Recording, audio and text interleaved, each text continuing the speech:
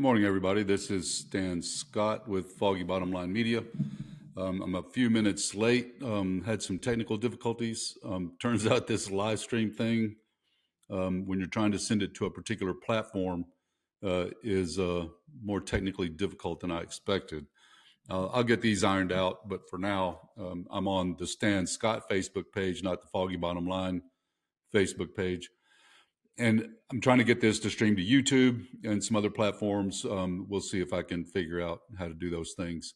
For the time being, I'm on the Stan Scott Facebook page, and you can help me get it on the Foggy Bottom Line Facebook page by just following that page, which I think is one of the requirements, has to have a certain number of followers. Anyway, what I wanted to talk about this morning is several things that started happening last week. There's really a couple of things in order of importance. One thing I wanted to mention, I've talked before about my sort of history with sports betting and gambling. It looks like some baseball pitchers were indicted in a gambling scandal. One of them, a reliever named Clace, one of the best in the league.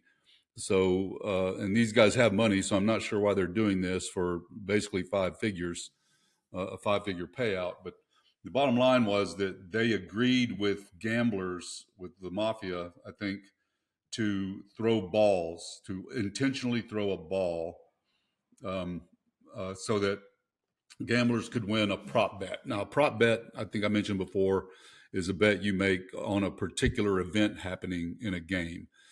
So you're not betting on who's going to win the game or who's going to lose the game. You're betting on that something particular will happen. A certain player will hit a home run.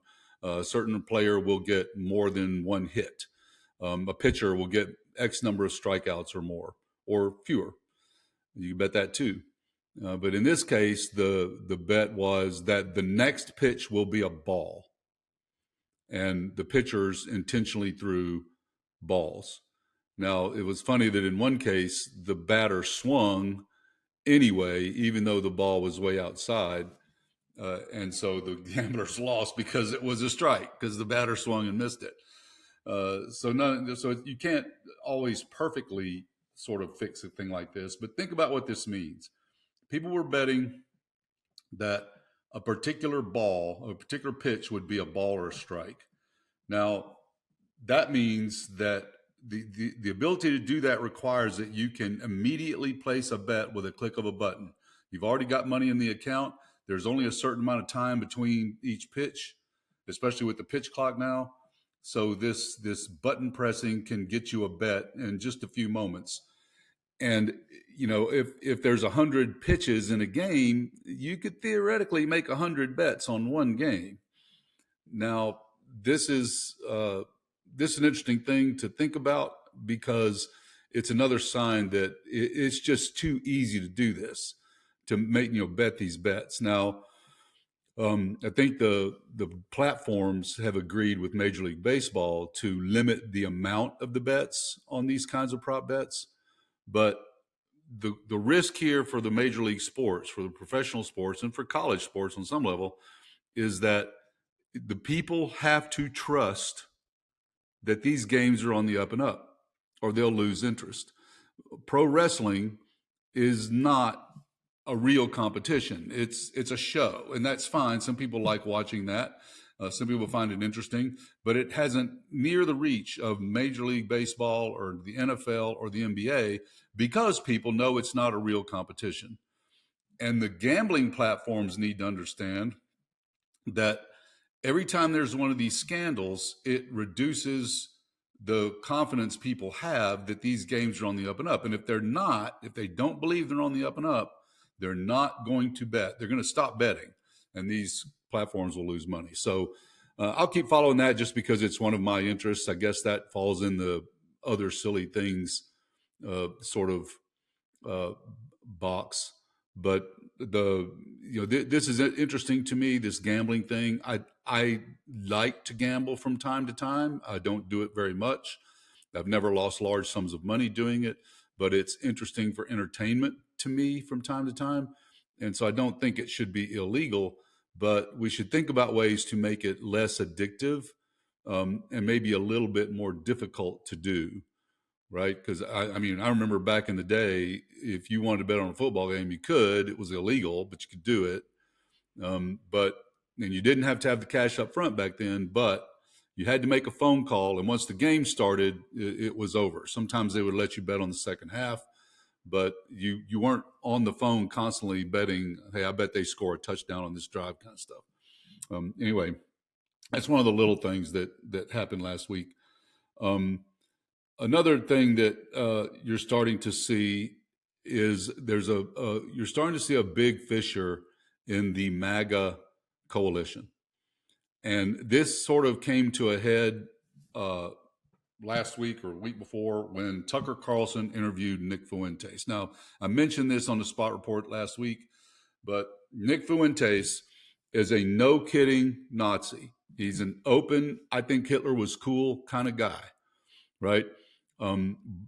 Borderline Holocaust denier. This person is the big America First guy, and he was one of the instigators of the alt-right Unite the Right rally in Charlottesville back in 2017. Now, Fuentes has been in a sort of a feud. He was in a feud with Charlie Kirk before the assassination. I'll come back to that in a minute.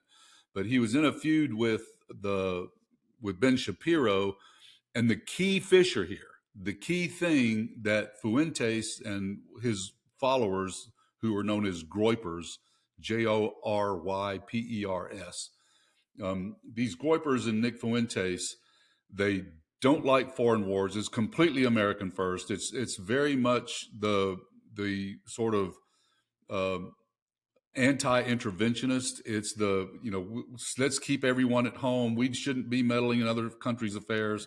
We shouldn't be a world power. We should just be, arming our borders, protecting Americans.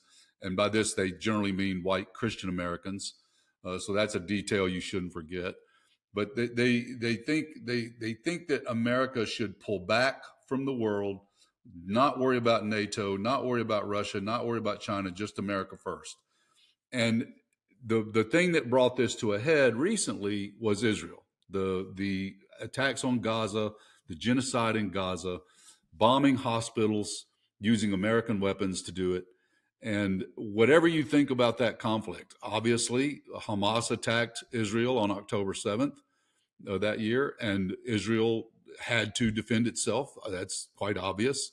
I would challenge the idea that genocide and ethnic cleansing in Israel is the way to go about it. But obviously, they have to defend themselves. They have to defend their borders and their people from attack. But the Fuentes group thinks that's wrong, and part of it's because they just don't trust Jews. Nick Fuentes, I guess you'd have to call him a Jew. He's an anti-Semite, and he thinks that they are dragging us into something we shouldn't be involved in. Not only should we not be paying for it, but we shouldn't be involved in it at all. Now, it's very interesting that this sort of matches the criticism of the Biden administration from the far left of the Democratic Party prior to last year. Since this war started in Gaza, the criticism of Democrats from the left is that they're buying too much into this Israel first type of policy. I think that you see this schism, and I think it goes broader than that. And in fact, some would speculate, and it would be irresponsible not to speculate. Some would speculate that the Charlie Kirk assassination was actually carried out by a Nick Fuentes acolyte and not a leftist, his transgender partner notwithstanding. There's some signs that the assassin was in fact a Groyper, and that he was instigated by Nick Fuentes, not leftist policies. But you see this dichotomy among young people, and I guess this is the point I want to make here, is that young people are finding their lives to be very difficult today, as they come out of college or come out of high school and try to go into the trades, as they look for jobs, they're having a very difficult time finding work. Many of them who did manage to get a college degree got it with using borrowed money. So now they start their lives out into debt, right? That is to say, their first debt isn't a used car so they can get to work. Their first debt isn't a starter home. Their first debt is $100,000 in student loans, which are very interesting kind of loans because the way they're structured, it's very, very difficult to pay them back unless you can basically make, higher payments than called for, or just pay it all off at one time because of a windfall of some kind. So the people young people are starting to wonder about this sort of focus on business and corporations. This is where the social democratic socialist movement is coming from. They're questioning the sort of focus on corporations, on business, and on making wealthy people wealthier, right? And the anti-war part falls into this because the argument is, for example, in Venezuela, the only reason Trump's worried about Venezuela is because they have a lot of oil. They have huge oil reserves. Okay. So if the United States could use our military to pressure them into selling those rights cheaply or giving them to us, then they might do that for oil. And this is what younger people are worried about, both on the left and the right. So I think without the racism part and without the anti-Semitism part, you might find some sort of common ground between the very far left and the very far right. Now, it wouldn't be the first time the United States, by the way, got involved in another country in order to extract their resources. This happened in Iraq and Iran in the 50s. We overthrew a democratically elected Iranian government because they nationalized their oil reserves and shut out big Western corporations like Shell and BP and Standard Oil. Then in the southern U.S., the southern part of the Western Hemisphere, in South America and Latin America, there was a lot of intervention there in support of right-wing governments that would allow American corporations. Bananas was a big one, sugar was a big one, to come in and basically extract resources from these countries without sharing the proceeds with their people. And when the people would try to do something about that and elect a more leftist government, then okay, this is communism. We got to put a stop to that, and we overthrew the government. This was what the whole Contra thing was about in Nicaragua. So there's a long history here of the United States intervening. Young people on both the left and the right are fed up with it. They want something done to fix their situation. And they see all this money being spent on military forces to blow up drug boats and to protect, sort of help Israel commit genocide in Gaza. That's the way they see it anyway. And so they're pushing back. It'll be interesting to see where this goes. You've seen some new reports with Marjorie Taylor Greene and Massey breaking from the MAGA coalition. Marjorie Taylor Greene has significantly sort of calmed her jets a little bit. She's cooled her jets a little bit and backed off of some of those extremist MAGA views. She seems much more open now to sort of supporting healthcare for people. I don't think she'll come along with Medicare for all, but she seems to be willing now to think more closely about subsidies, for example, ACA subsidies that would help people get less expensive healthcare. And one more thing on that, by the way, the new thing Trump is starting to talk about is let's just give people money so that they can buy their own healthcare and cut the insurance companies out of it. Well, that sounds like a good idea, but trust me when I tell you that $2,000 is not going to do it. Okay. I mean, $2,000, tariff bonus is not going to get me health care. It might help me get health insurance, but if I'm buying my own health care, it's not going to get me there. Not even going to start getting me there. Once you're getting older and you have more conditions, you need more complicated care, knee replacements, hip replacements, stents in your heart. $2,000 is not going to pay for that. And that's what insurance is for. Insurance is there to spread the risk. So yes, young, healthy people pay into insurance they're not using very much, while old people use it more. But that means it's there when the young, healthy people need it later. But let me tell you something. If you really, really, really want to cut health insurance companies out of this, and this is what sounds like Trump wants to do, let's give them the money straight to people instead of giving them a tax break so they can get cheaper insurance. The money goes to the insurance companies. Let's give it straight to people. If you really want to cut the insurance companies out of it, pass the Medicare for All bill. Just pass it. Then that cuts the insurance companies completely out of it. Government runs the healthcare. Yeah, that sounds like a terrible thing. DMV, all that crap. But listen to me. The government can't screw this up worse. The government can't screw this up by being incompetent more thoroughly than corporations have screwed this up by being evil and simply saying, no, we're not going to cover that, even though you paid your premiums. So you'll see fraud, you'll see mistakes made, but the government won't be actively trying to keep from paying for your procedure so that they can make more money, right? This is the way to go. It's not perfect. No system's going to be perfect, but I've read the bill. It's 800 pages long, and it makes all the sense in the world from both a better healthcare outcome standpoint and saving money standpoint. It would save billions a year if we just consolidated all this, spread the risk. This is one of the things we ought to socialize, and I'll do another podcast later on socialism and communism and what that really means. I see a lot of people in the comments calling me a communist or a socialist, and I guess I sort of am, but I would say that we've already socialized some things in this country, but it's mostly socialized business failures. When the banks failed in 2007, that failure was socialized. All of us helped pay to help them recover. Okay.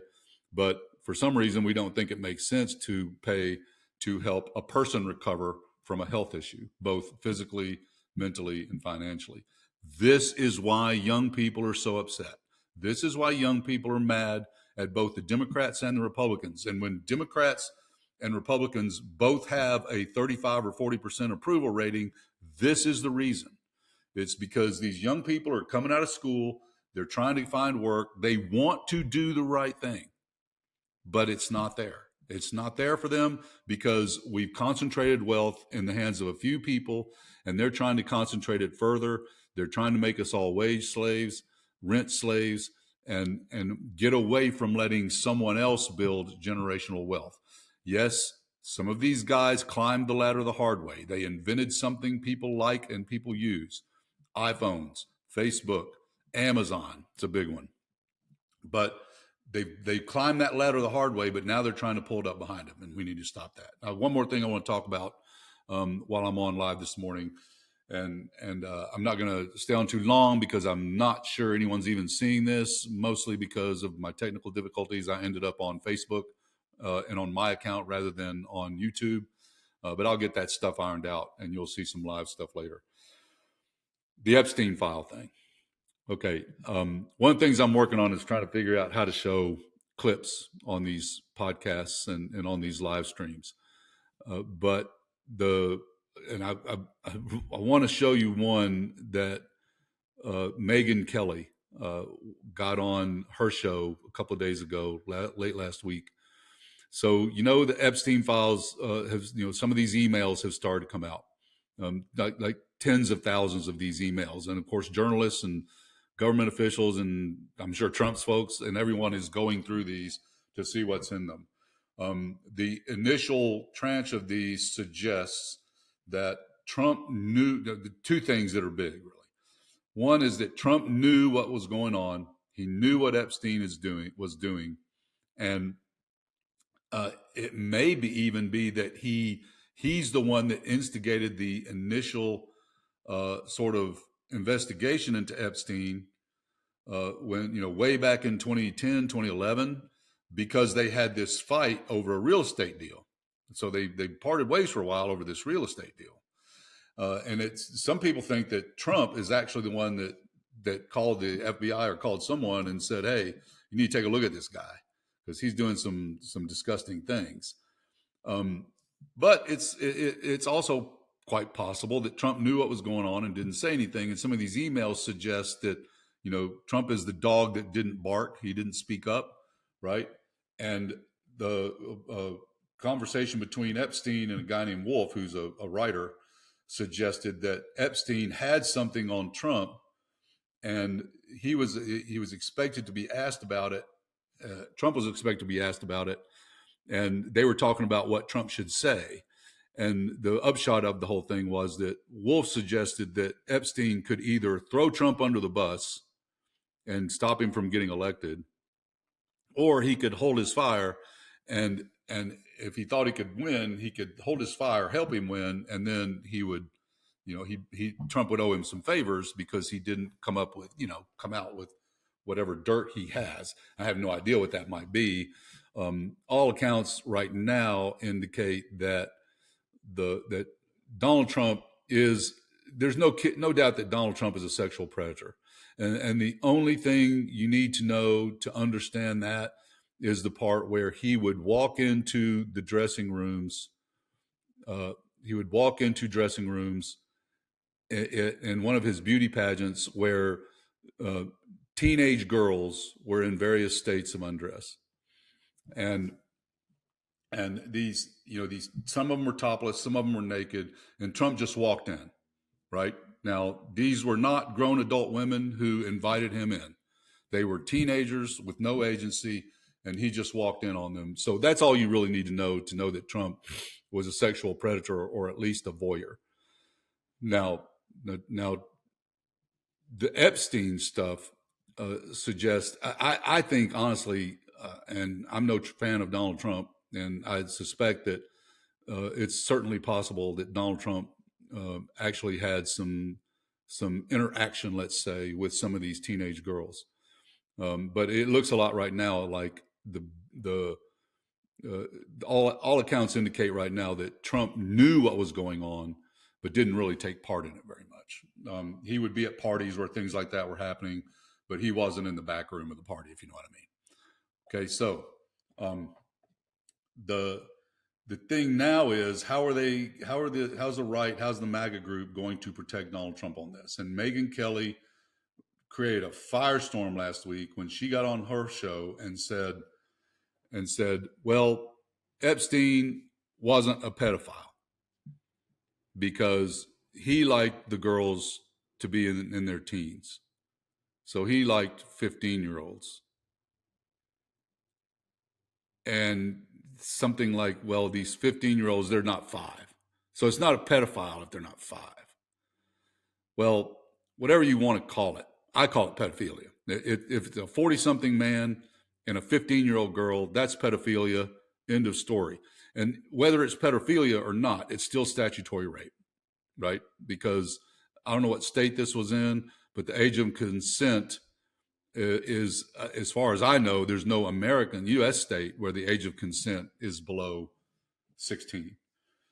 So if Epstein was dealing with 15-year-old girls and having sexual encounters with 16, 15, 16, even 17-year-old girls, he's at best a statutory rapist and clearly, in my mind at least, a pedophile.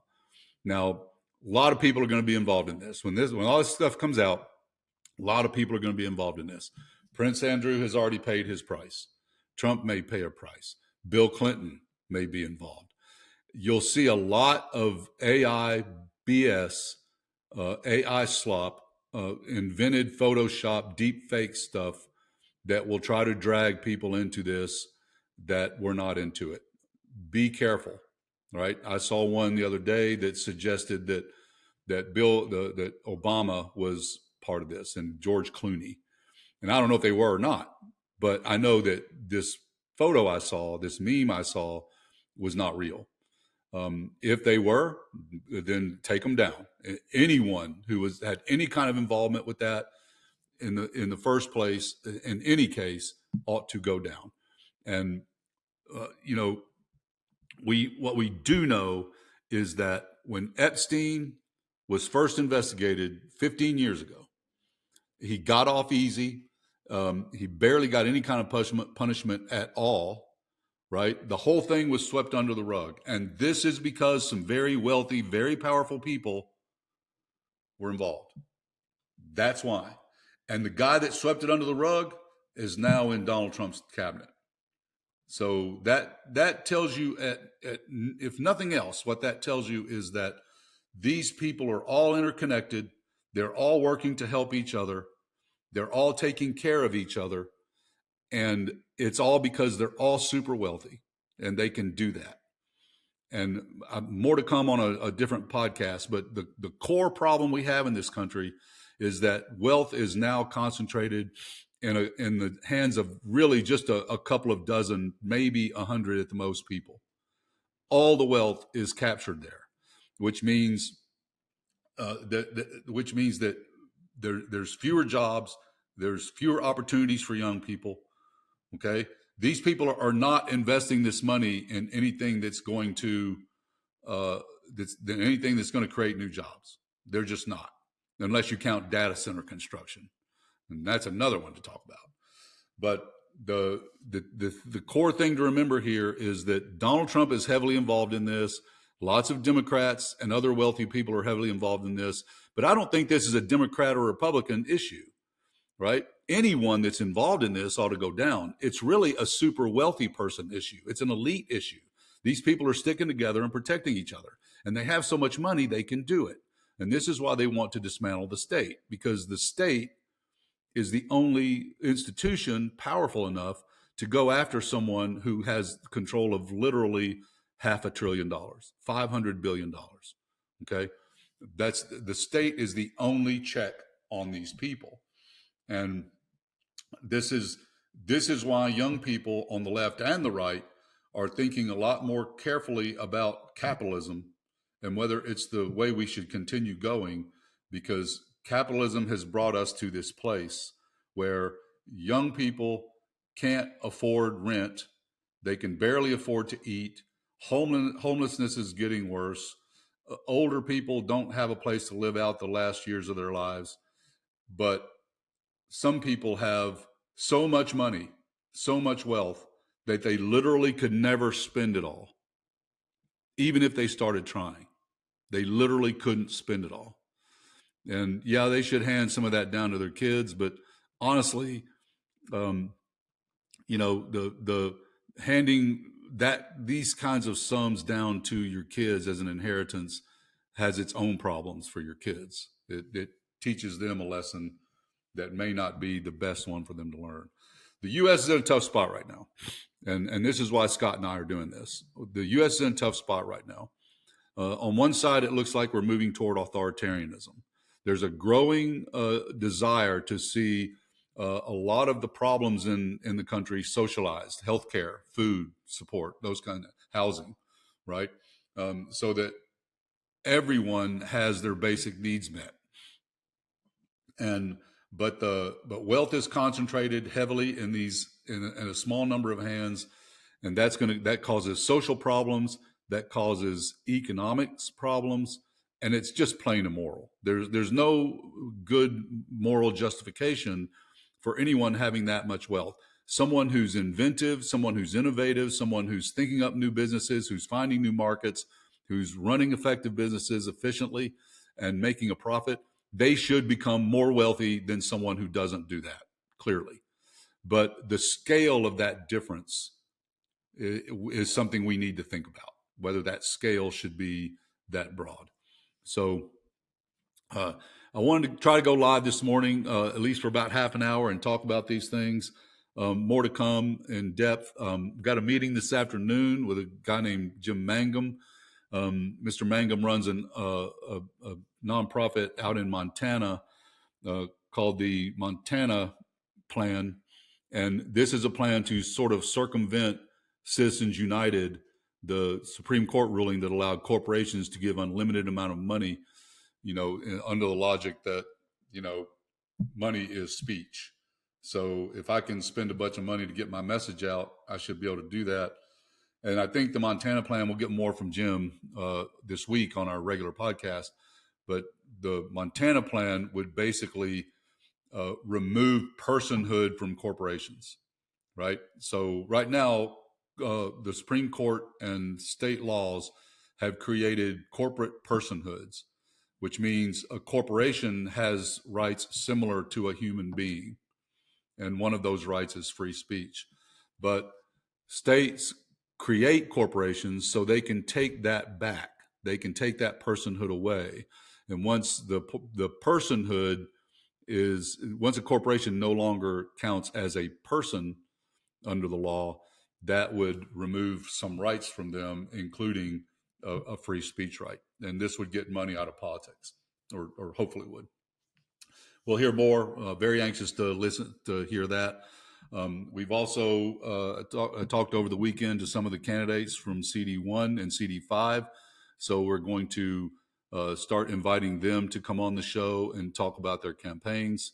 I was very clear with them that we don't yet have a huge audience, but they would be able to create some videos and do interviews, so both for practice and sort of to create some video that they could use for their own purposes. So this is Stan Scott with Foggy Bottom Line Media. First live try, didn't go exactly as planned, but we won't give up. We're going to keep making these podcasts. I've got a lot of ideas. Scott and I have a lot of ideas on what we're going to do and how we're going to build out this Foggy Bottom Line Media platform with some different kinds of podcasts, some different kinds of shows, some different kind of content. So stay tuned. There's more to come. If you like this, if you appreciate it, subscribe to the YouTube channel, follow the Facebook page. Let's try to get more of this out there, because we're really in a spot where we need to get people talking about this like regular people, like normal humans. None of this extremist stuff. We have to understand where we're all coming from, right? The young people on both the left and right, they're coming from a place of anxiety, from a place of misery where nothing seems to work for them. Okay. They're resentful. They're growingly resentful, increasingly resentful of the people who are older than them and were able to build generational wealth, because they don't feel like they have that opportunity. And let me tell you, a 50-year mortgage isn't going to get them there. So stay tuned, follow, like, subscribe, share, comment. We want to know what you think. We want to know how you feel about this. We want to know how we can improve this, and I'll do better on the live stream next time. This is Stan Scott with Foggy Bottom Line Media, signing off. You can find us at foggybottomline.com and on YouTube at Foggy Bottom Line Media. Thanks.